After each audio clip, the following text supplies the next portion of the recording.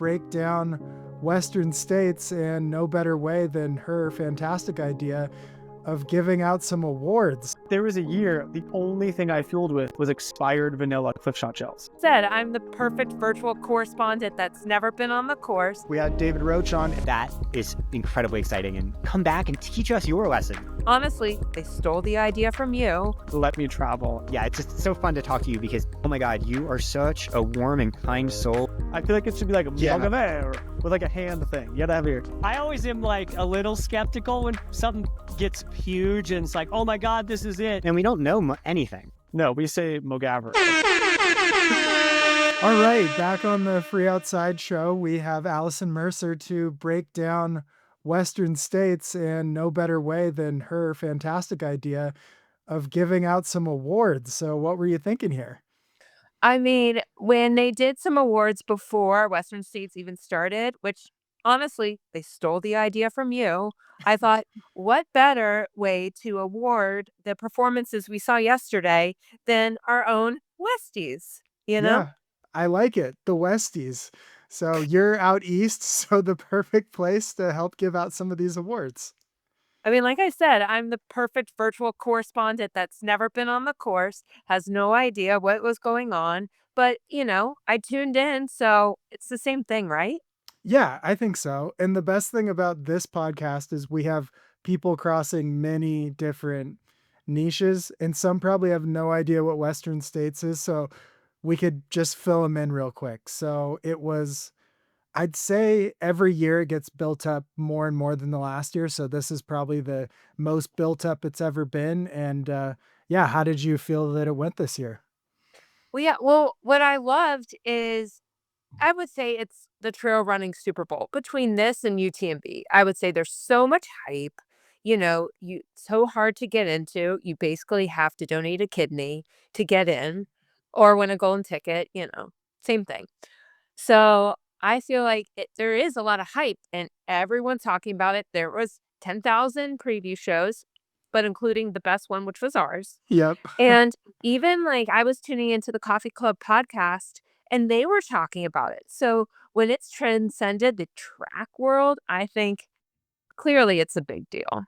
Yeah. And do you think a big reason that it is now is because Des Linden has validated trail running by coming out to Western States to pace? Oh, 100%. Hearing her talk about it on Allie on the Run and seeing on the Facebook group, everyone was tuning in just to see Des, let alone, just she was only doing 15 miles. Not that only, I liked how ultra running, we're 15 miles, no big deal. But they were oh, we saw Des running. And it's well, there's a lot more to it, but it got them hooked because they wanted to see how Joe finished, how the field was. They saw the amazing performance by Abby Hall.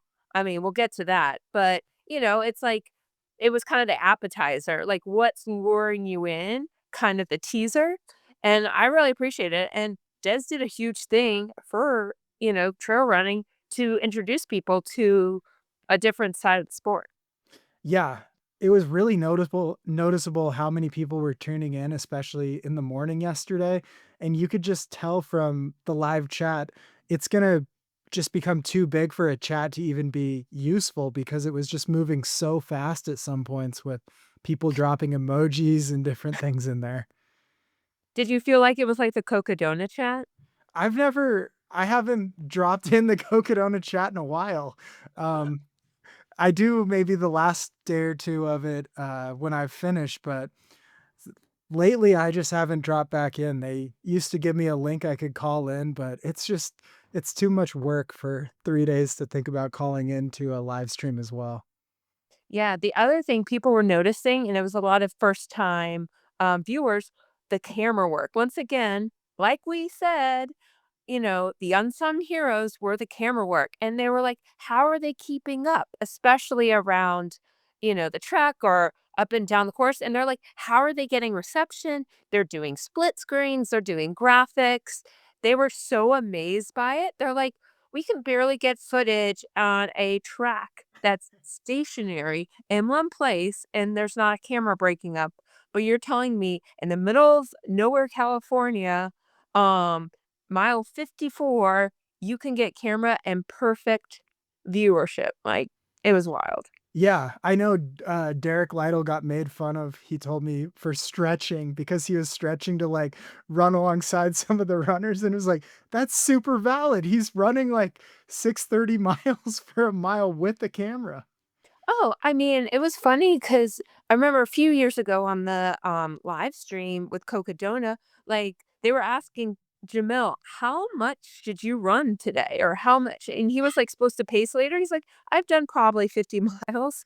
And, like, especially at the end when he was, like, going literally up and down Eldon, I'm like, "Boy's gonna get fit just doing that." Like, who needs regular training? Just do a live stream of a multi-day, like, event, and you'll be set. Yeah, just move to Phoenix and every week do the Air Viper races, camera feed, and you'll be super fit. That's a good training plan right there. Right? Between Cocodona, Western States, Hard Rock, and UTMB. Well, I guess Hard Rock doesn't really do it, but, like, they do a little coverage, but just there you go. That's your training plan. Boom. Yeah, and Hey, you earn race credit by volunteering, so you could kinda net 0 on the cost of being an ultra runner if you just volunteered every weekend, raise all the money you need, then run your race, and then rinse and repeat. and you're getting a great course preview. Yeah. Yeah, you're learning to run with a weighted vest on too. Yeah, it's Mhm. perfect. And coordination, I mean, the thing is you're running with the camera, so when you're actually doing the race, you don't have to worry about camera or getting the perfect shot, you're actually focusing on your race, like, it makes it so much easier. Yeah, that's a good point. It's like going from supported FKT to, self-supported or the Mm, other way, where, yeah, things are simplified in some way. All right, let's dive into, what happened first, and let's start with the women's side here, and then we'll give out some awards kinda interspersed throughout, but Abby Hall, that was pretty incredible, and the other, I think, storyline is all the carnage on the women's side. It seemed like there were just a lot of weird injuries on top of kind of the normal issues with heat and stuff out there too.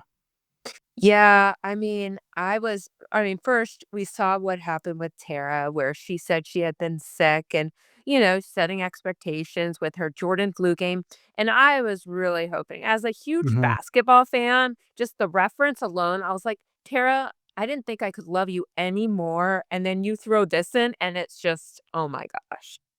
But it's she still, like, gave it all and, like, was trying and didn't, give up until, she probably could absolutely not take another step. So, just even towing the line, knowing you're not 100% and being transparent about it, because she could have totally not said anything. She was doing all these interviews, and she did a ton beforehand. Mhm. So, to still just show up and say, "I'm still gonna give it my all," like, huge props to her.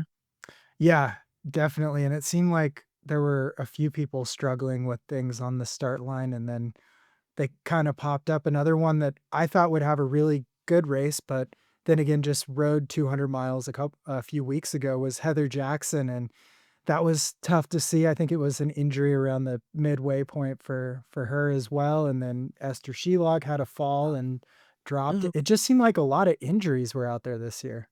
Yeah, didn't Heather fall too? I think Heather fell as well, yeah.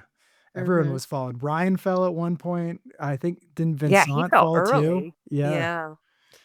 yeah. But the other one that was really tough because they were my pick was Riley Brady. Mhm. You know, they had gone through so much, especially at last Western States, figuring out the stomach issues and GI issues and finding a nutrition plan that worked. And just signed with Nike. So huge expectations, had phenomenal showings at Black Canyon and Javelina, and then just had a tough day out there. It was hard to watch and look and just be like, oh, not that I had money on the line, just kidding. Yeah. That's the problem with these fantasies. It's like you're so invested and you're like, wait, let me get invested in the person. But no, I didn't bet on anything because I am a terrible gambler. I might as well just rip the money up. Yeah, exactly. Yeah, it was kinda sad to just see, I don't know, people fade or disappear. It felt like early on it was pretty much as expected, and then by that 40, 50-mile mark, things had really stretched out and people had fallen back. I think Riley, uh, they took a long break at an aid station, and that's when it didn't feel great. It was pretty cool to see, even if people ultimately ended up dropping, those that weren't having a good day, like even Rod, Tara, Riley, they still really pushed to try to keep moving forward and salvage the day. I think Mhm. that's a trend I could really get behind because it's felt like in the past something's not going right, pros immediately drop out, but it was cool to see people trying. Yeah, definitely, and I'm sure we'll talk more of that on the men's side, like Adam Peterman, Mhm. like, I give him all the credit in the world. He could have easily dropped, said, "You know what? It's not my day," but he still finished, like, Yep. ran some with Aaron, and you know, that just shows the humility of him just still just seeing out and finishing. And, I give him so much respect for that. It's kind of like Camille a few years ago. Like she wasn't having a good race. She could have dropped, but she still finished and just had a great, attitude about it. And I get so much respect for her for that. Yeah, and it seemed like a lot of, the men were really enjoying it out there too. It seemed, a couple people said how much fun Joe was having out there, and I think it's not the day that String Bean wanted, but he made the most of it and had a great time running. So, yeah, I think that this new attitude of it's so hard to get into and really threading the needle for most pros for getting a golden ticket, that when you're there, this appreciation and get through it and enjoy it, I think is just a really cool vibe that we're starting to see out there. Yeah, I feel like Hannah Allgood had Mhm. that where she had a smile on her face the whole time. Marianne Hogan, like, just the attitudes and the joy. I mean, Emily Hoggood's probably like the picture perfect candidate of like just smiles and just, no matter what's going on. I'm sure, she would have, I mean, she still got a top 10 finish, but I'm sure she would have liked to be up closer on that podium. Yeah, definitely. All right, I think we should enter into our first award. And they kept mentioning like it was going to be the year of the boy or the year of the carb or whatever. It really seemed like it might have been the year of the dad here with the BDE, the Big Dad Energy Award. I think we're gonna have to give that to Caleb Olson, especially Oh, with the photo at the end shushing the baby as if it's like the media and all the runners. That was pretty cool. well, when you say BDE, I didn't know where you were going with that. But, this is a kid-friendly podcast. Not really, but, Yeah, we have so many kid listeners. shout out. But yeah, I mean, think about, like, the number of, dads, like, that were entered, like Killian, David Roach, you know, who else? I mean, even Jeff Browning, like, Yep, yep. lot of big dad energy going Yeah. on. So, I mean, he definitely put on a clinic and probably isn't getting much sleep having like a newborn, but that was a performance where we talked about, they're going to go out hard, but only a few people are going to stick it. And Mhm. after Caleb's performance last year, like you knew, like he knows the course, his Transvolcanian, however you pronounce it, performance win, like guy's a stud, obviously, and the fashion. Let's let's talk about that for a little bit. Yeah, we gotta go straight into my grandma's closet for the fashion that we saw out there on the Nike athletes. I mean, how did he not get it stuck on anything? I would think like a branch would get stuck, it would get torn. I don't know how much it costs. Like, Nike with their high fashion and prices, maybe tariffs. I don't know how much, but I mean, good on him. And it just so much swag. Drew Holman was wearing it too. And let's be honest, like I thought Nike had put all their tech into their faith tip gun attempt sub 4 minute mile attempt. But no, they're doing it with your grandma's shawl and Caleb Olson. Yeah, it looks like the racing outfit or the whatever we'll call it an outfit that someone really into fashion but had never heard of trail running just designed. They're like, "We need something for people to run in for 14 hours." And they're like, and it's going to be hot out there. So they came up with this thing while they were walking around like a consignment store or something. Do you think they have like I don't know if it was a year ago or a couple years ago, Sha'Carri Richardson was wearing the fishnets like Oh yeah. tights.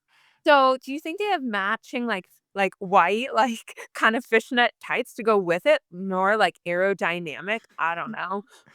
Who knows Yeah. what it would do, but I mean, you got to match like a one of those jumpsuits. I don't know. I kind of thought that Caleb would come out in the same outfit that Faith had worn for the sub 4 attempt, but apparently not. And I mean, where were his 10 pacers and formation to help, ultimate with the wind or any kind of blocking and to really propel him forward? Maybe if Nike was sponsoring the race, they could have had that, but here we are. Yeah. Hoka, do better. Come on. Yeah, I think we just have to sit with this tangent for a second. I thought that the sub 4 project, it was interesting, engaging and stuff, but it was really weird that they said most of what they focused on for the science was like aerodynamics. And that's the one thing that will not be really relevant to any other attempts for anyone out there. It wasn't like breakthroughs in clothing or apparel or shoes for the most part. It was just like, this is how 4 or 10 big men can run to help a smaller person get the best draft. It was kind of weird science. And it wasn't even like it was a weird formation to Mhm. begin with. It was just like, like with Kipchoge, they have the B, and it was just like, how is this like? Do they have lasers of where they're supposed to be? Like, how do they know? And at what point do they shift? Are they impeding like her stride? Like, I would feel like I was going to get spiked from front or behind. And she was like boxed in the whole time. I'm like, isn't this kind of like creating like a heat box? Because it was hot in Paris. Like, I had so many questions. So, I mean, but that's probably why Nike did it because they want us to still talk about it. And also like with the fashion, like it must have been so constricting. Like why Yeah. wouldn't you want something loose that you can have like a full stride and like I know it's like 3D printed, so it's probably super light, but like the way her arms, sleeves and everything, I was just like, "Ooh," I just felt so constricted watching it. I would have guessed it was going to be something more like the flying V from the Mighty Ducks or something to break the wind, not this weird like half moon around her, but yeah. Yeah. It was like there were guys like way in the front, way in the back, and I'm like, the guy 10 meters behind, what is he really doing? Yeah. Like, Well, the funniest part of all of those attempts like that is when they announce all the pacers and stuff too, and everyone comes out and gives a wave. And it just feels like every single time that they started the broadcast way too early and they're just dragging their feet to keep us all engaged for a little bit longer. yeah. Ugh, yeah, I don't know. I just feel like it wasn't paced how Faith runs a race. I'm like, do y'all not see her like kind of negative split it Mhm. and her going out in that and then just having to crank it down? Like maybe if they said it a little differently, it would have had a different result. Once again, I had her running a 404, so that's why I'm a little mad because I lost that bet too. Because all it matters is how I do in my gambling Yeah. addiction apparently now. Um, so I was just like, "Come on." If she had done this and she let up a little bit, but then did you also see that they didn't even have her time right? Yeah. The time was really, it was like a half second off. That just shows you they didn't even care about the time. It was about the fashion and Nike just doing a big marketing ad. Because Yeah. I'm sure how much they spent in the whole production probably was equivalent of like how much you spent on like a Super Bowl ad. So I don't know. Yeah. I'm sure they'll get return from it too. I mean, it's, it was a pretty big event. People watched it. We're talking about it. Yeah, but my thing is where like with Kipchoge's, they had the Vaporfly, so they had something to sell and something to market. Like the Vomero Premium doesn't come out till later, and all the other shoes. I'm like, what are we selling here? The 3D bra, that's not coming out. Her shoe, that was a prototype. Like, what are you like? What's the end goal? Like, what's your return on investment? Because people are going to forget about it because there's a track world championship. So we'll think about that. Mhm. There's so many other things going on. We are you know, ADD world where it's like, what's next? Oh, squirrel. Like, let's keep it relevant and, make something of it. Yeah, it is weird that Nike's the only brand that does these types of things. I guess Hoka did their Carbon X project, but Well, and further, so there's a yeah, couple. further. But Adidas, you'd think Adidas would try to do something. Well, so they did, they had their, like, Road to Records thing, like, in April, and then they did the dumbest thing last weekend, yesterday, feels like last weekend with watching coverage.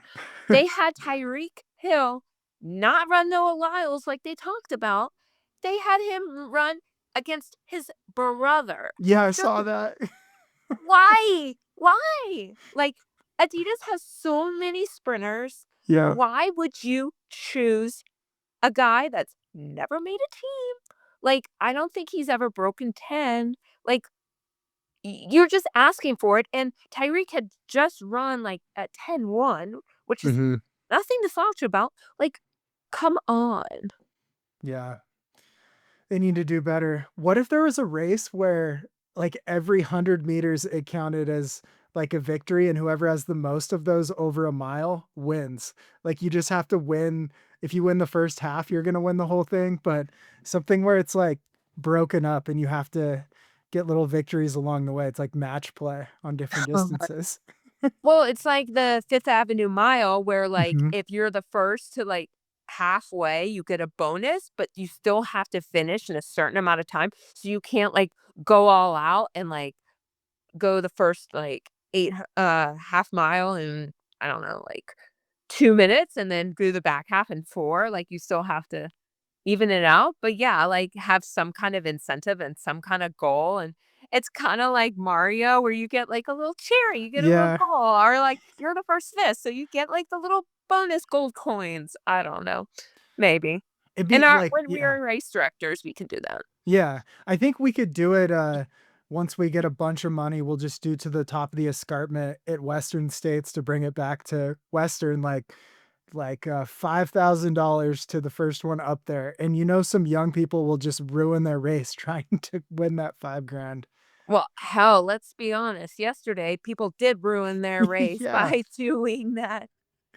yeah, Do it we was wanna go to our insane. next award for that?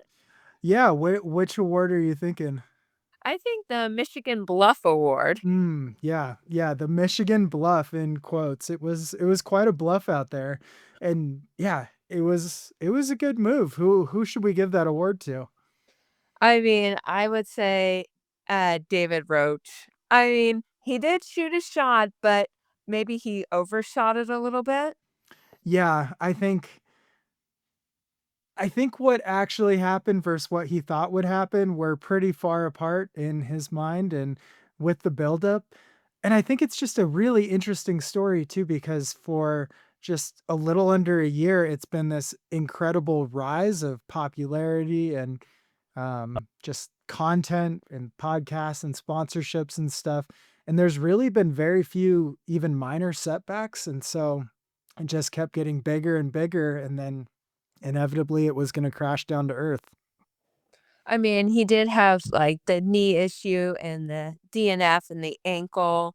So, there were some things, but I just wonder all of a sudden, you're talking GI issues, and then it was just like this big production over was he going to stay? Is he going to go? And like we talked about, there were people that were having the same issues. Like, I didn't get into the details of what those GI issues were for either person, but, it's like still try and go, he was so far ahead. It's like you could walk the rest and Mhm. still make it by golden hour. Like, don't you even want to try? Like, it just sounded like it was like, "Oh, nope, we're done." And it was just like this Yeah. whole thing. This is what I really hate because people can do whatever they want, but he posted, like, whether it's golden hour or f at 7 p.m., which is what would have been the record, "I'll see you at Auburn," or something on his social media, and it just felt like that was not authentic in any way to post something like, "I don't care how long it takes, it's about the journey." It's like, or I guess you could just quit when it gets a little rough.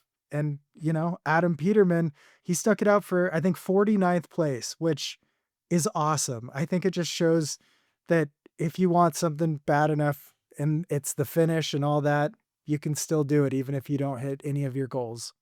Yeah, because what is he showing his athletes, you know? Up, I feel like also when you DNF races, you kinda make it a habit where you Mhm. have an out. You hear about that a lot, and I just wonder if it's like when it's not his day, like he's not in first, it's a first or DNF, and it's like, is that how you should be racing? Because it's like, especially something with Western states, like we talked about, you may not get back in. Like, there's no guarantees. It's so hard. It's such a coveted spot. You look at the wait list, you look at how many people enter year after year, and it's like to see someone just like, all right, we're done. It's like, and then today saying, oh, it's a psychology issue, like, which there's nothing wrong with that, but it's just like, it just feels like it's an excuse almost. Yeah.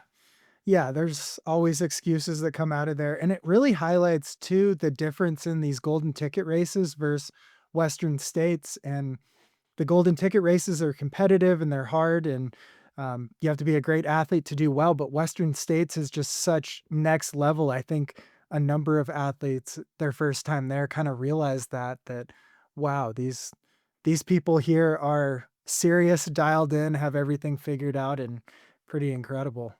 And I just think it goes back to show, don't believe everything you see on social media. It is a highlight reel. It's not a low light reel. So it's like you may see, oh, sauna suits, these track workouts, this, treadmill workout. You're just seeing highlights. You're not seeing what's really going on. Like, who knows what was really happening in these training sessions.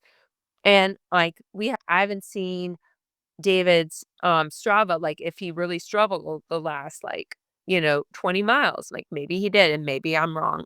But I'm just like, let's have a little bit more transparency, and people say that, like, "Oh, yeah, he's so transparent," but it felt like it was a little, I mean, obviously, it's curated, and it's edited. Yeah. He's producing these YouTube videos. It's not like he's going live and going, "Hey, I'm here." It was very, like I said, curated. Big time, yeah, and especially as the audience got bigger and the YouTube videos got more popular, it was playing it. I mean, it turns into this, me and my friend created this stages of influencers that every influencer works through, and it's pretty funny, but you just see it, and you eventually start curating content to your audience because that's how my camera went weird, but that's how you, um that's just how you continue to grow as you find your niche and your audience and you play to them, and that sort of feels like what the swap mentality went towards. And yeah, tough day for them out there. I think Riley Brady, Tara Dower, David Roach, all didn't make it, but I think the takeaway at the end of that is that there's a bunch of different ways to do well at these things, and it's not all just heat suit, heat everything, different heat apparatuses. I think that's an important part. But at the Mhm. end of the day, the people who had really consistent quality trending towards bigger miles seem like they did a lot better than kind of the new age approach of just learn to eat a bunch. You don't need to run as many miles and sit in the sauna a lot. Yeah, I mean, you look at someone like Killian that's just like day in, day out, like 15 years later, like still podium finish. I mean, that is just someone that isn't trying, like, maybe he is, but he doesn't seem like he gives a fuck. Like, he's just out there. He is being him. He's just out in the mountains, another big dad energy. Just enjoying life and, doesn't need to prove anything to anyone. Where I feel like Yeah. David kind of had that approach maybe to some of his videos. Yeah, Killian was my second favorite runner to watch in the, entire race. I just think it's really inspiring what he can do and how he methodically attacked that course, and just even seeing all his, training and science and stuff in action when other people would have 10 pounds of ice on, he would just have a water bottle. Like, he had trained so specifically for that course, and maybe I don't know if he still has like a sub 14 in him, but even, 14, 20 or whatever he was, that's incredible that he was right there with people a decade younger than him. Oh, yeah. And like, his clothes. Mhm. And that goes to our next award. He definitely got the Kobe Bryant, Mariano Rivera Closer Award because him on that track, like, you want to talk about giving Derek Lytle a run for his money. I mean, that was incredible. And he almost got second. Like, if Chris Myers had, fumbled a little bit or Mm. anything, it was kind of like a repeat of last year where you didn't know if it was Hayden or Rod finishing. So it was really exciting. Like, ooh, could Killian catch up? I mean, he was closing so hard, and it was amazing that he had that much in him to get almost get Chris. Yeah, and when he finished too, he was standing there and looked great. Like, everyone else kind of collapsed and or had to sit down. Killian looked like he had another 50 miles in him. Yeah. Maybe he's like was more excited about our mile time trial the day before and was like let down. He had so much energy still. You Yeah. know. Yeah, the mile time trial would have been interesting. I don't think it would have played as big of a role as we thought. Mm. Oh, it still would have been fun. Yeah, no, it was still a perfect idea. So, speaking of Chris Myers, we have the, Westie for the Scuba Steve. Uh, the Scuba Steve Award goes to Chris, and, yeah, it was pretty fun putting his personality on display in the river there. Oh, yeah. I had, like, 5 people send me that picture, and I was just like, "What is going on? Is the river that deep?" Like, "Wait, I thought he was in 2nd." And it's like, "Oh, yeah, he is, but he still has time." And I was like, "Oh gosh, like, will that, bite him where, he's playing around?" But no, he still got it done, and, I mean, you wanna talk about, like, the consistency of him and the performance that Chris showed. I mean, beyond words, very impressive, and he's seen that in other races. I think, trying to think what other Black Canyons or what other I mean, we'll I do think that in he post, did we'll the add those. Black Canyon 50K. He was, like, in 2nd or 3rd there. Mhm. So, Um, you yeah. knew he was gonna but I was glad to see someone that has just such great character and had just signed with Brooks, really show off like, "Hey, I have a great contract, I have a great team." And Brooks, once again, is having a moment, especially in the trail running and road running scene. Like, you saw at Broken Arrow, Anna Gibson, Hillary Allen, like, all doing so well. Mhm. So, it's really cool to see what Brooks is investing in the sport. They're Yeah. not doing, holy holy sweaters, but, Holy sweaters, I like that. That should be the name of the new Nike shirt. yeah. Um, but yeah, so Nike did pretty well, Adidas did pretty well, Brooks did pretty well, but Hoka had a rough day or a rough year starting with most of their athletes dropping out leading in, and yeah, man, it was fascinating. Usually they're taking up like half the top 10 spots there.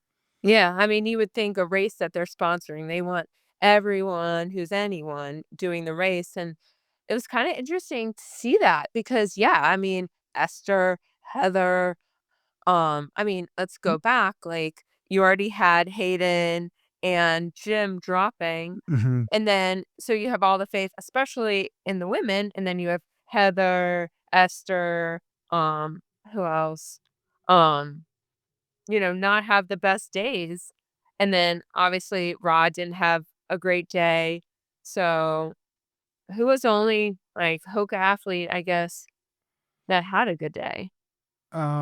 Yeah, I'm still scrolling. Is Fu I guess Zhao yeah, Hoka? Fu Zhao. Fu So Zhao's their one person in the top 10 on either side. Wow, that's tough.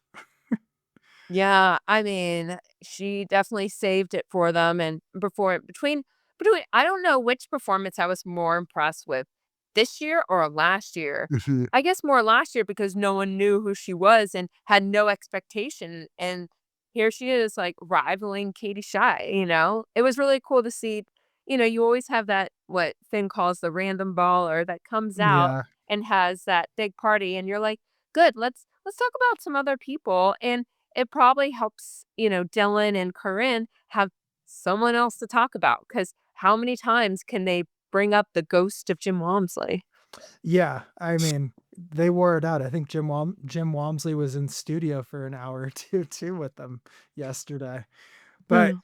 yeah, it was also a really cool day for unsponsored athletes because Keely Henninger, after deciding not to be sponsored, turns around and has her best Western States result, getting ninth. So that was really cool. I love those stories where it's like running's still going to be part of my life, but it's not going to be my whole life anymore. And then she does better. Oh, yeah, I mean, like we talked about, I think she had DNF'd the last Hmm. few Western states and, got her way back in, and so, by and balancing, school and everything, for her to do that and the top 10, I mean, it's incredible what she's able to do. Yeah, it's probably a hard decision now to dedicate coming back to it too, just knowing that it went pretty well and you're in medical school and stuff like that. So, yeah, we'll see what awaits, but it's fun when it's bridging the gap of you have like Killian's from the Unbreakable time, and then you have people that have been relevant for the last 5 to 10 years, and then you have these younger, newer people like Hans Troyer in the mix too. It's kind of fun how Western seems to slowly bring in new people. And my favorite new person to Western, fastest debut ever, and he wins the Westie of Jeff of the Day, is Jeff McGavro. The El Jefe, Jeffy, I mean, bringing you saw once again, I saw a tweet that said, "Is the mustache the new ultra beard?" And Jeff definitely said, "No, we're keeping the beard alive." And, he had the best outfit, like, on is doing I mean, this is turning into more of a fashion show, I feel like, than an Yep. award show. I mean, maybe next time we'll have a red carpet and we'll just do a whole montage of, like, all the big fashion, we'll get Joan Rivers back from the dead, I don't know. Yeah, But if Debo wants to host a fashion show at TrailCon, we'll organize it. oh, we'll totally be the fashion correspondents and asking people what they wore, who designed it, even though we'll already know. But that's besides the point, totally irrelevant. But we definitely need to. Maybe we'll go knock on hotel by hotel or Airbnb Oh and see yeah. all their like flat Stanley like poses of what they're wearing, their outfits, and say, all right, Hmm. let's see. Let's get a sneak peek. Just saying. Dylan, hire us. Jamil, hire us. Like, we got ideas, obviously. Look Yeah, at we what could do we've a done. Javelina and a Western States Fashion Weeks.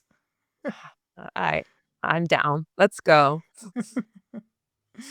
Yeah, Jeff was my favorite person to watch because you could tell he just gave it everything he had the entire way. And that's just a really fun quality to watch in people. Oh, for sure. And do you think it was kind of redemption for him to beat David Roach after losing to him at Javelina and just kind of having that like swagger or just that one up and just saying, "Oh yeah, let's go." Like just revenge or I Jeff want to revenge tour. I want to take all the athletes, all the pros, all the Western people, put them on Truth Serum and ask them things like this, like at golden ticket races, do you care what place you get if as long as you get a golden ticket? Because I don't know. I've started after having been to a number of them. It feels like everyone is super content or almost acting like it's a win no matter what place as long as they got that golden ticket. Those races feel more like a means to an end or the stepping stone rather than, the course record, shoot your shot type of thing anymore. Right? Like or like with Ryan Montgomery where the Mhm. ticket came down, like, does he still get, like, the same bonuses if that's in his contract or their contract? Um, will it still count the same if they won it? Yeah, I don't know. Or even Abby Hall, she wouldn't have gotten in this race if True. without pregnancy. Yeah. Do we need to cue in our memoriam? But Yeah, exactly. But I was wondering about that too because Will Murray had to drop about a week before the race. So what is the cutoff on? I don't know if either of us know the answer on when like someone gets injured or has to defer when they go to the wait list versus when they go to the golden ticket ordering. yeah, that's a good question because yeah, like you said, like it dropped down, but then with Will Murray, it didn't. Yeah, it would have been Eli Or Hemming. Walmsley, you Yep. know? Oh, yeah, Walmsley too. Yeah, it would have been Eli Hemming the same day he won Broken Arrow. He would have learned he was racing a 100-miler in a week. So, that would have been That's tough. yeah. They say Dan Green had a tough turnaround. No, Eli Hemming. Let's go, you know? Yeah. All right, let's move into the Mo Money, Mo Problems segment here because it seems like, as everyone wants, athletes are getting more taken care of in contracts and being able to commit to being an athlete. But a lot of these people with newer contracts did not fare so well this time. Yeah, you wanted to see Tara with her new contract, Riley, Rod, so many signings. And I do give retail a lot of credit to have that free agent, like who's Hmm. going who and who's going where, um, of what's doing. Shay had just signed with Nike. You saw a lot of signings and you're like, all right, this is their debut. They now have money. They have all this gear. Like, what are they going to do? And some people just it was a tough day, and I just wonder if there was, like, more pressure on them now that they have a sponsored logo on them. Yeah, I think it definitely was a pressure thing. Yeah, you had Dan Green too, who announced the day before Western States. Yeah, I think it's probably comes with this new thing that with all this attention or more money, you get this attention and then obligations, and then it's probably this pressure that's a lot bigger than yourself where it turns into more fear. Because I think when maybe you feel this too, it's like, oh, I want to do this well at a race, but it's really just me, and maybe I'll just be a little embarrassed if I do terrible or something. But if it's for a brand, it could be like, well, this could change my whole life if my contract changes with a performance here. Oh, yeah, and I'm sure the bonuses, like we said, Western States is like your Super Bowl, your Olympics, Hmm. and, just like a good Olympic performance, a good Western States performance, you get that bonus. It probably doubles, like, what your contract is, I'm sure in some circumstances. Um, but yeah, like, some people like you said, Dan Green, like, I was pleasantly surprised with how he did, and, obviously Hans Troyer signing with Ultra, like, to see him go to a start line with everything that he's had to deal with at Black Canyons and the last 2 years at Black Hmm. Canyons, to see him healthy at a start line and stick it when he's never done he had never done 100K Yeah. prior, like, so for him to stick it in a short amount of time, and Ryan Montgomery too. Ryan's in, school, traveling all the time, and signs with Janji, and so it was a huge showing for Janji. Hmm. Yeah. I think it's also interesting too when you just break down who the athletes who've been there before versus who are new to it. This Mm. whole back end of the top 10 seems like the most dangerous place to make your picks from, of maybe fourth, anything off the podium down through 10th. That seems to be where a lot of the next year's contenders really come from like Caleb Olson and then Mhm. um especially Caleb Olson, but Ryan Montgomery's been back there before too. I think if you've been top 10 or kind of feel that heat of what it means to race to get your way back in again, I think that's huge. So Hans is probably due for a pretty good year next year. Oh, definitely. And also, signings like Adidas had a ton of signings with Hannah and Caitlin Fielder, like for them to finish in the top 10. Like, you know, some people have more problems, but now they have more problems of returning and, improving on that performance. So, very excited for them. And it was great to see those women have really top performances.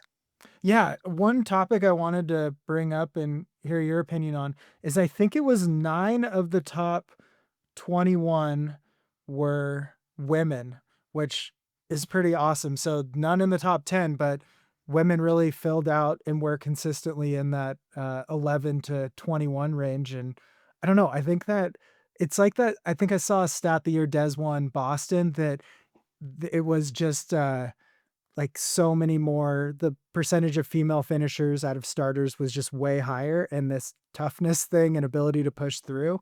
But yeah, I Yeah, it just kinda reminds me of 2021 when Beth Pascal and, yes, the sister of Fiona, who also had a top 10 finish, you had women. I think she almost broke, if not was in the top 10. I think when the conditions are tougher, Women just can endure. I mean, we do give labor, so we're used to a Yeah. lot of pain. So, it's like, and especially as the distance goes longer, women are more methodical, they're more strategic. You didn't see them racing up the escarpment. Um, Yeah. I feel like they're more practical in how they approach things. And I know all these women, I mean, you could go on their Instagram and their Strava, train their butt off. So to Mhm. see them all perform so well and in the top 21 is not surprising at all. Um, and you just see that across the board where, they're determined, they're not going to give up, they're resilient. So I'm sure, someone like Riley or Heather Jackson probably didn't want to DNF, but given the conditions and like how bad like Heather was limping, like there was no way, and that's when you're doing more damage than good. But it was incredible. And I thought Abby was going to, get up in the top 10, especially with how she was closing. Mhm. Yeah, especially with, the big group of women too, like or like just 9 of them that high up. I think it really speaks to the depth of the women's field, and it feels like a lot of faces are a little bit newer too, so maybe there's not that connection or knowledge of everyone, like, I don't think we quite know as much about, say, Aaron Clark as Adam Peterman yet, or Caitlin Good. Fielder, or even maybe Abby Hall as much, but just because it's been dominated by, Katie Scheid and Courtney Dauwalter with most of the stories. But yeah, I think the women are here and they're extremely strong and competitive. And I think that's so fun because with Riley, Tara, and Heather dropping out, there were equally strong women just right behind them, ready to fill those spots in the top 10. Yeah, I mean, the fact that 10th place was 1811 Yeah. is like mind-boggling. And the fact that I think not having Katie or Courtney just opened up the door to possibilities where any of those women, and you look at any prediction, everyone had a different Mhm. winner. There was no consistent like top 10, which just shows the depth of the field. And it gives those women that swagger and that like confidence that I can win. There's no reason. It should be me. And especially seeing these times and the performances coming back next year, they'll have even more of that, I can do it, that confidence in knowing the course. So there's no reason why, you know, a Fiona or a Hannah couldn't win next year. Yeah. I wish Western states would use some of their income per se, since they're a non-profit, but to telling some of these stories themselves. I know independent videographers shoot stuff, but instead of relying on like an Unbreakable 2, it feels like it would be more engaging that there was no main character entering it, and that's exactly how the Unbreakable thing went. I mean, Hal was as big of a main character having won back to back going into that year as anyone, and he was like a small part of the story. So I don't know, it just always feels like a miss when it's like, "Oh, we could really have gotten to know some of these people out there, these newer people, and set the stage for years to come on them," which it really did for Anton and Killian and Jeff for a year or 2, so No doubt. And like they probably already have the content, and it's not hard just to pull out your phone, do an interview, do a little like Mhm, I wish we had post race conferences where you get like, they did the interviews, but do the whole like field. Do like, everyone and see what really happened and get that, immediate like response and that, fresh take of how it all went down and just hear from their perspective. I mhm, wanna know, like, what happened? Or here or have people at different aid stations, if people are dropping, like, if they fear to comment, talk to their crew, get more of that interactive, like, experience. There are camera crews there, everyone has a phone, it's easy to send a video, you know, let's hear it. You got plenty of time, I mean, you got yeah. 14 hours of live stream, before your first winter. Like, let's tell the stories. Yeah, and especially at the end too, I wish it was more like an NBA press conference where they get up behind the mics and anyone with a media pass can ask a question. And I mean, Mhm. Dylan and Corinne have been talking for 15 hours at that point. Let just people, creative people with a fresh insight, ask 10 minutes of questions to each person, I think that would lead to really cool sound bites and stuff versus the typical how did it go out there that we get every year from Right. Debo. How does it feel to win? Oh, Yeah. is someone gonna go terrible? Oh my gosh, that was the worst win of my life. Like, oh, I didn't want to win at all. God. Yeah, We're I'm so beat up. How am I gonna carry this massive trophy back home? in all those pockets of money. No. Yeah, exactly. So our next award, our next Westie, the Zach Miller lookalike. Who would you like to give this one to? I mean, there's only one choice, and that's Seth Ruling. And ever since he signed with North Face, I'm like, have they ever been in the same race together? Like, have you ever seen them together? No. Like, are they separated at birth? Like, that maybe it's the mustache, maybe it's the scruffiness, maybe it's the track speed at the end. I don't know. But it's pretty uncanny. I don't know. Maybe not now that he's dyed his hair blonde, but you can see in some photos. I don't know. Yeah, What do I'm you with think? you. I dove into this a little bit when you sent it, and it was like, huh, they do actually look strikingly similar. Yeah, I'm glad you pointed that out because it does. It's just kind of weird that they look the same and they both run for North Face. Yeah. So I'm Hmm, just saying, next time, is Seth at Hard Rock? Probably not, but oh my gosh, Zach Miller's there. Like, I don't know. Like, what are y'all doing over there, North Face? Are y'all cloning people? I mean, I that's guess what I if was you're gonna thinking. clone people, like clone someone like Zach Miller, because maybe we'll get that reenactment from what was it, the TNF 50, where he's just grunting and like bearing down. Like, we Oh need more yeah, of yep. those kind of videos. So let's go, Seth. Do it. Yeah, I think we should Zach Miller needs to be mic'd up for every race like, the NBA or the NFL does. Like, just Yes. put a mic on him and then just put out the content. Or, like, him pouring water all over him during the world Yeah, championships, like, I mean, that's full beast mode and so, like, just motivating and inspiring, like, who doesn't wanna do that? Probably not the aid station yeah. workers if it's, like, a remote location, but, little details. It's not even his fault. He can only act one way, and he didn't even know that was bad. He, like, issued an apology, and it was like, "You're good. You were just racing. Don't worry." I mean, you're just going in beast mode, like, apologize for absolutely nothing. Never. Not anymore. Not in this world. Yeah. Mm-mm. Don't apologize and don't give an excuse. Just go out there with BDE. Yes. We want is some BDE. Is that too much to ask for? I maybe in this sport, but I hope not. Yeah. All right, we have a couple more awards. We have the Cougar of the field. Who do you want to give that one to? I mean, sorry for offending people. I mean, that's half the fun. But, you know, Ida Nelson, I mean, Nielsen, what an incredible performance year after year. I mean, she is so resilient. Fourth place, and she's 43. Like, if Yeah. that doesn't inspire you to say, you don't put a ceiling on age. And like Aaliyah said, age ain't nothing but a number. Hmm. So I was so impressed by her. You know, Hans, watch out. I'm just saying, no, just kidding. Hans is Robbing the happily married. cradle. I mean, they always talk about Cougar watching.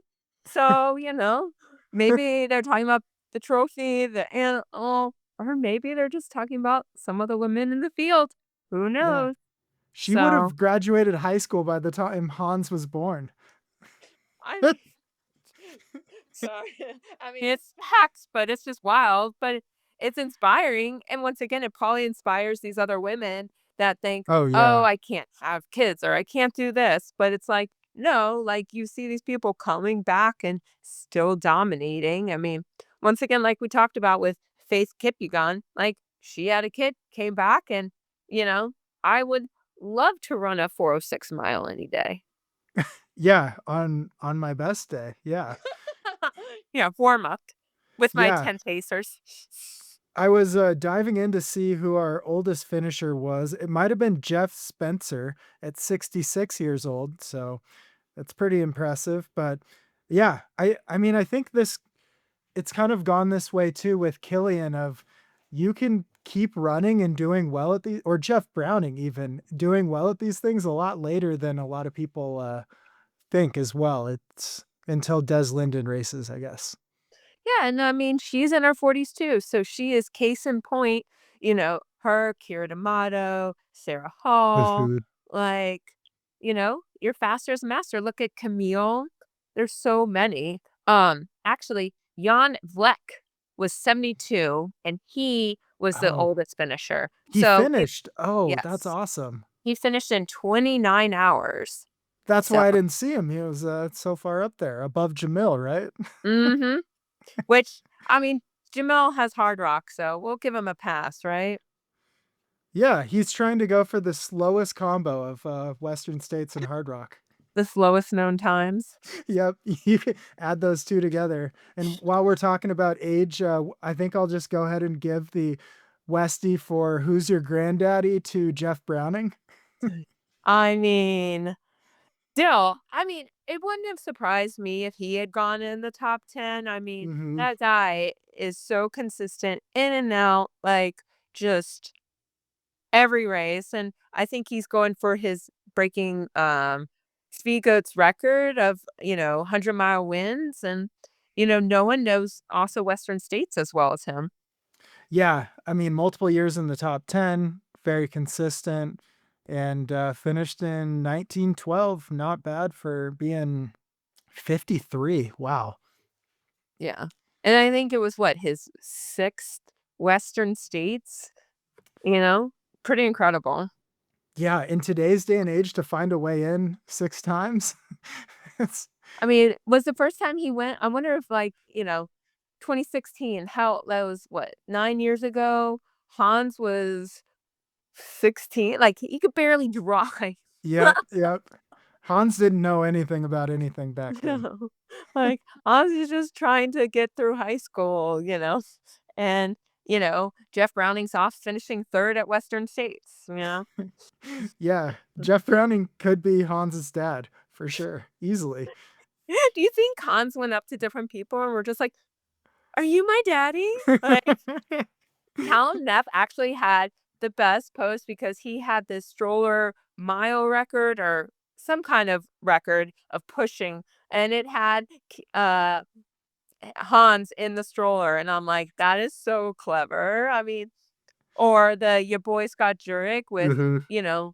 where was Hans for the kids race? Like, is he really a kid? Yeah, he should have been out there at TrailCon doing the kids race. I mean, come on, if it's your name, is he a fraud? Like, I don't know. Should we investigate? Like, do we need some ID from Hans? Yeah, probably. I'm sure he still gets carded. Not that he Oh probably my God. drinks a ton, but yeah. Oh yeah. He seems like a big, IPA, like, oh, watch How out, about Frost. a reality show? Dan Green and Hans Troyer tour the country. That's it. Or we just have them do a beer mile, see who would win. A Yeah, yeah, like a beer 100-miler. Done. I mean, that's our next Coors Light. They still, I don't know, have they sponsored Dan Cream from Cocodona and him like pounding the Coors Light? Like, come on, Coors Light, beer 100-miler. Boom. I Let's don't wanna go. rain on everyone's parade, but I don't think any of these events are moving the needle for Coors. Why not? I mean, ultra running is so popular. Yeah, ultra runners can drink so much Coors Light, like probably 3, maybe 4 max if it's a beer mile. Oh my gosh. Didn't Wasn't Courtney sponsored by Michelob. Yeah, yeah, Michelob. for a little bit. I'm like, Mhm. come on, bring that back. Her, Molly Seidel, like, come on. We need to get those endemic brands back into trail running. We What need would it. be like what would be the funniest sponsorship? Maybe like Jim does a cologne sponsor or something? I'm trying to think what would be a good sponsor. I mean, like Dill's Pickles, Mhm. something like that, or some good aid station food, I feel like. Or maybe just um Home Depot, because you're always getting like duct tape or something, or trying to, get all the different storage, or 4 trucks to go up to the different aid stations. Come on. We Yeah. need all the help we can get. How about Max Joleaf being sponsored by like a skateboard brand or something? Just doesn't fit at all. Has to wear skate shoes and races. I That'd be mean, that'd be let's see him do Moab with those. yeah, we could have Andy Glaze be sponsored by a megaphone company or something like that. Yeah, I think there's a lot of good ones. Tara Dower, something for maybe like knee pads or elbow pads because Yeah, she falls so much. Band-Aid and Oh, just Band-Aid, that's a great one. yeah, and AD ointment, like maybe Tylenol. No, Tylenol got canceled because of all these like influencers were like promoting Advil or Tylenol or something, and I'm like, might want to promote that for runners, but details. Yeah, I missed that. They were just promoting taking Advil or Tylenol just Mm-hmm. all the time. Yeah. Of all No, the things to promote, I don't know. yeah, it's Maybe kind of if you need boring. a lot of Advil or Tylenol, you shouldn't be running and you should probably see a doctor and not someone on TikTok. But No, because you have to keep your run streak alive. yes, because where would we be without run streakers? Yeah, I mean, probably in a better spot, but all right, we have a couple more awards here. We have the I'm Not Back, I'm Better, as Sha'Carri Richardson said. Who would you like to give that one out to? I mean, it was tough between Abby Hall after coming off a surgery, but we'll Hmm. give her another award later. But it was Marianne Hogan. I Yeah, mean, seeing her at camp, all the video, her smiles, like totally crushing it, just flawless. And then having the performance moving up on the leaderboard and just closing with a smile on her face and the best hat ever.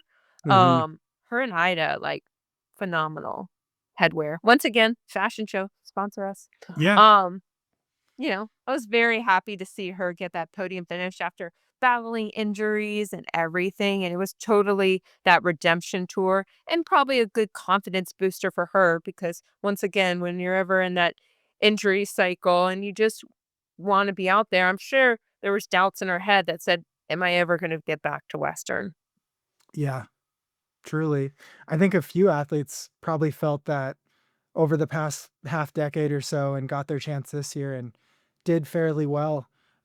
We already talked about this guy a lot, so we're just going to give the Westie for breadwinner to Hans, both for his contract this year and back in the top 10. So he'll be coming back next year to hopefully win even more money for a young 25-year-old. Well, did you see his video? And that's why I wanted it of the stale bread at Walmart. Like, Hans, come on. You got money now. Let's go. Like, at least get that fresh bread. Like, get that bread, as the kids would say. I'm Yeah, so hip. and someone threw a piece of bread towards him at the finish line so he could have that bread finally.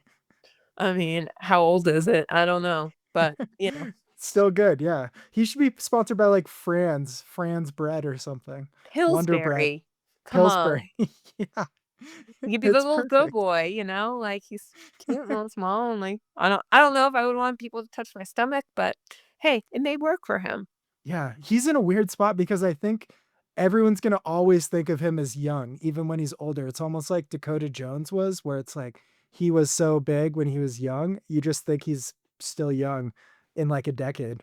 Well, no, like what if he's unfit? Like, does he want to be young and unfit? Like, I just, it's tough to have that. But I asked him that actually. I was like, is it, can you always have it? But he's always like, you're only as young as you are now. Mhm. So, he's still young. Yeah, he's still a lot younger than everyone else he's towing the start lines with. Yes, I was say they're all his daddy, I mean, maybe do you think, like, the dad energy was just like osmosis where he could feel it? Maybe, a couple years from now, when he can finally grow a beard, get tips from Jeff McGavro, maybe some mustache tips from Rod, he can be a daddy himself. Yeah, I think so. We should assign him a mentor. Maybe, yeah. Who would be a good one for him? Well, maybe it is Jeff Browning since they have that little ultra fam. Yeah. All right. Yeah. We'll plug him into the Browning household. He can You know? go on a retreat there and pick up a few things. Yeah, and I mean, he can live in Flagstaff, so he can get that altitude training. I mean, it's the perfect combo. Yeah, definitely. All right. We have to give the women's winner an award. Which award should we give her? So I don't know if you saw this part of the live stream, but I give Abby the Drop It Like It's Hot award because Homegirl dropped her husband Mhm. like it was hot. And there is no, and I'm sure you can speak, there is no better feeling than dropping your pacer in a confidence boost. I mean, I don't know how they feel afterward, if there's a little like, you know, they're at the dinner table and he's like, "Yeah, you remember that one time you dropped me?" But, it just showed her and her performance and she definitely dropped it like it was hot and guess what? It was freaking hot out there. So, I give Totally. her all the credit in the world. Yeah, dropping a pacer makes you feel like you're Superman. You're just like, wow, I don't know how that happened. And inevitably, they'll catch up because you can't hold it forever, but it is a cool feeling. Mhm. And I mean, give and I heard that and Aaron Clark beat Adam. Like, Mhm. will they still have that kind of like, "Hey, remember that time I beat you at a race?" Like, you know, maybe not right now because probably sensitive, but still, once again, just showing that women dominating. Yeah. I'm I mean, at least running way smarter races. You had like 15 men go out with the hopes and probably 5 survived at the level they thought they might. And I don't know. Maybe it's just if you can run that hard up the escarpment, you should, but it did not work out for most of those people Yeah, there's no bonus for winning the escarpment. yet. 2026 Western States. Let's go. Yeah, we're looking to crowdfund a massive amount of money. I mean, any amount of money will be bigger than the Western States prize purse. That is also true. Hoka, come on.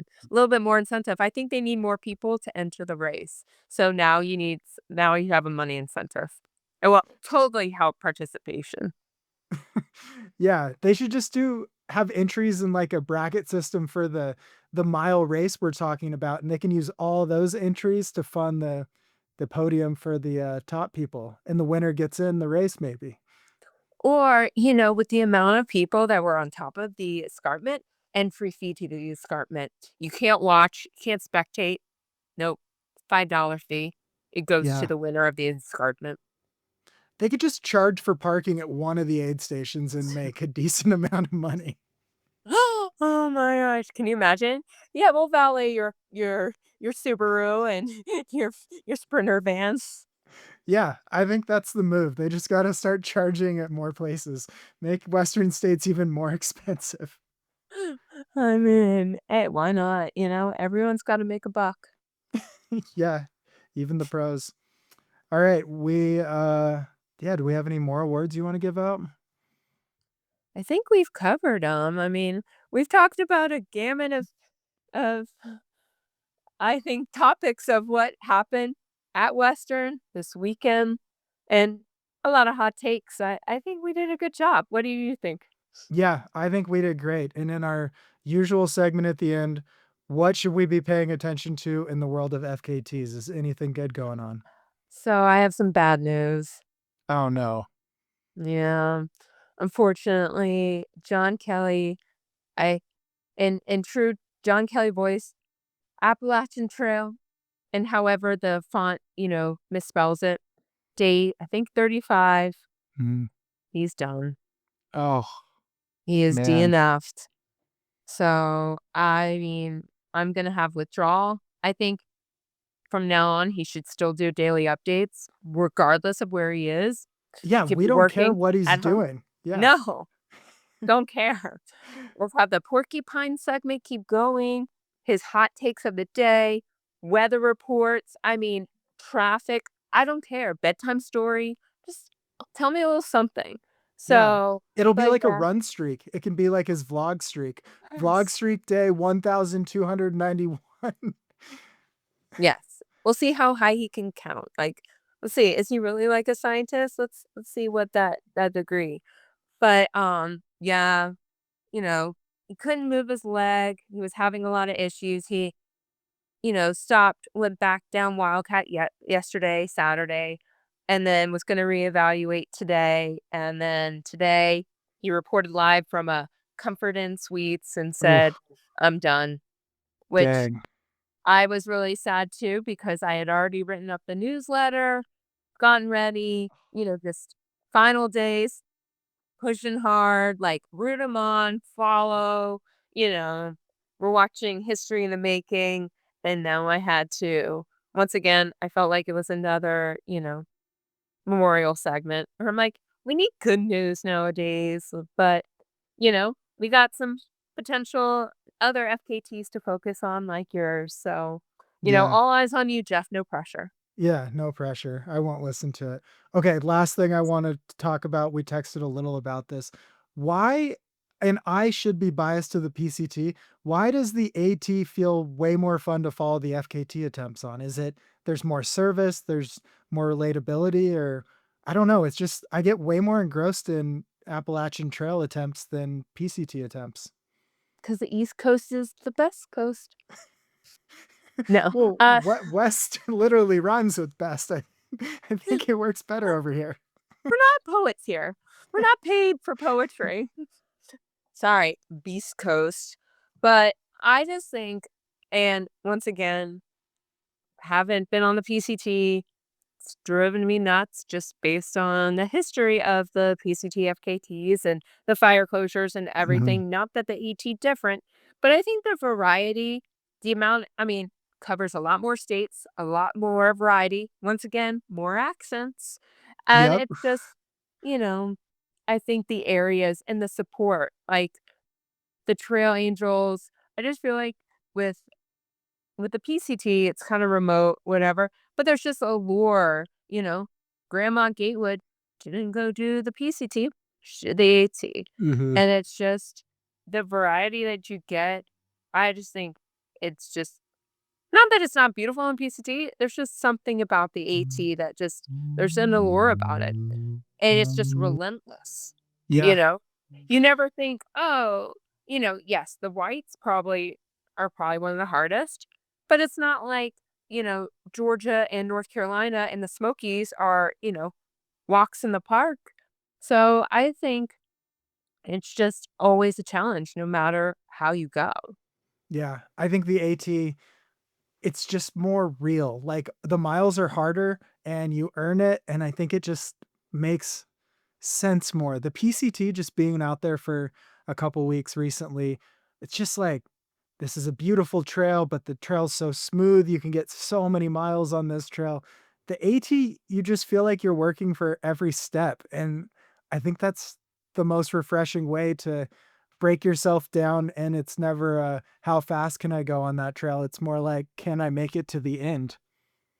Well, I just think it speaks to, Southerners and Northeastern people. They're gritty, they're Mhm. grindy, and you don't fuck with them. Yeah. And we are soft out west. Yes, pretty much. No. No, I just think you just think of the history and what it took to create the AT, and you just respect it. So, at least that's what I do, and the amount of people and the volunteers that you see day in and day out for it, just speaks to the community of the AT. Yeah. Did you see, like, I feel like John Kelly, especially the last few days, had a minimum of, like, 20 people. He had, like, a choir singing to him that waited for hours just to see him. Yeah, and Will, a guy I know, he's the guy who randomly brought him this stuff in at night, and he just, like, went searching for him with, like, Ben& and Jerry's ice cream and food, and it's just, like, crazy how big things get out there. Mhm. Yeah. So, but yeah, so we'll see. And then I we'll give him some time, but we definitely wanna get him on the FKT podcast just to break it down. he probably saw some things, and the weather that he endured. Oh my Yeah. gosh. Yeah. I mean, just sort of like what it sounds like Tara kind of went through of pushing until you can't push and then trying to go a little further, which ironic because both spent time on the AT. But John Kelly, it sounds like his body wouldn't work anymore. Like it wasn't a decision to quit. It's just like I physically am unable to do this, which man, I think unfortunately you don't get the FKT, but you truly hit the limit of everything you're looking for if you can't go any further. Oh, definitely. And I mean, it's a lot of lessons learned. And like you said, like he could push on, but what good is it going to do? It's only going to make it worse. Hmm. And, you know, at 1,800 miles on your legs, obviously you're going to have some fatigue and you're going to have something going wrong. So going further, it's just a matter of just quality and permanent damage. Yeah. And I want to end with this thing that was in his video yesterday. So he said, like, I know everyone out there is thinking, like, oh, you're so close. And it's really good. And I think people should think about this more. He's like, I still have 300 miles to go. Like, that's a ton. But like, you think how far he's gone and how close it looks objectively. And if you apply that to people dropping at mile 80 or something at Western States too, it's Mhm. like still 20 miles to go. Like, it's just, I think we think about it as you've accomplished so much, but 300 miles left to go when your foot's not working, your legs aren't working. It's just so far. It's kind of funny how you get to know someone through these attempts and you're like, but you're so close. And just then you think about 300 miles and it's like, kind of. Yeah. 300 miles of the AT, which Yeah. isn't like a smooth like track, like, oh, I can walk this and going downhill and the technical sections, and you're at probably the worst part. So The main AT, main. You're going to yes. get mud, rocks, Oh, roots, steep up, down. Every climb is steeper than anything on the Western States course. yeah. Sorry, guys. You know. Yeah. All right. Well, thanks for joining. This was a perfect breakdown once again. Yes. Well, last thing, did you Yeah. get Debo on your card, and how long did it take you? Yeah. Debo brought up the card multiple times during the live stream. So thank you for that idea as the chief idea officer, whatever title we gave out for these titles. They can be bought, guys. So just send over some money. Right. I But mean, he kept being like, oh, and Corinne corrects Debo. If you had that, cross it off your bingo card. He kept referencing it. And it's like, Dylan, this isn't like probably as big of a podcast as you think, but we're taking all the publicity. holy smokes, we'll do another one next year. Yeah. Yeah. We can do it even better. Oh, yeah. We're going big once we get that sponsor. Yeah. We're going to be sponsored by Free Trail. Free Trail's promoting Free Outside. Without them, they can't be anything. Thanks for listening to the Free Outside podcast. Please like and subscribe and leave a review. That really helps, especially if you can go on Apple Podcasts. We don't have as many reviews over there, and we should. So thank you very much for listening. This is brought to you by Janji, Janji. These are Janji shorts back there. They make the best shorts on the market. Lots of people running Western. We're wearing excuse me, I just burped. We're wearing Janji shorts. Go there, check them out. They have a number of options, linerless or with liner, whatever you like. I also love their sun hoodies, the Sun Chaser. They have great visors. Now they have jackets and stuff and tights, pants, all kinds of good stuff. Check them out. They were a proud sponsor and tell them I sent you. And then Garage Ground Gear. I'm getting all my stuff for the Appalachian Trail FKT from GGG, as they call it in the biz. But garagegroundgear.com, that's the way to support small businesses in the outdoor space. You can go there and you can click like, oh, I want a new sleeping bag because mine sucked when I was at Hard Rock last year and now I want it to be better. Or for my thru hike, I want something better. You can go to sleeping bags and you can find small businesses. You can click on the business. It'll tell you where the business is from and everything. And all the prices are obviously competitive, same thing. So it's a really easy tool to compare. Man, my eyes are looking good if you're watching on YouTube. And then our final sponsor, CS Coffee, csinstant.coffee. Premium, freeze-dried coffee. It's really good. Check it out. Go there, buy it. I think there's plenty of promo deals. Oh yeah. If you use code FREEOUTSIDE, you get some type of discount on janji.com. Go there, try that discount, get a sun hoodie. I promise you won't regret it. You're going to like the way you look. I guarantee it. All right, that's all I got. Stay elite, my friends.